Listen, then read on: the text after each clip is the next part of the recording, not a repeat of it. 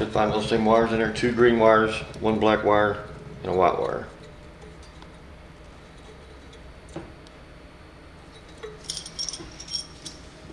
Loosen the CGB on the bottom. Slide it over here with the nut coming on first, then the washer, and then the gasket. Slide up through. Tighten the CGB up.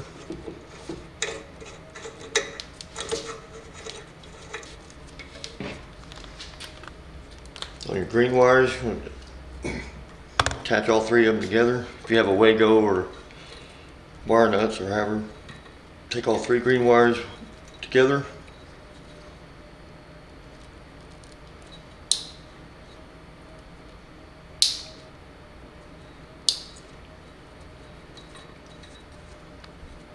Two white wires.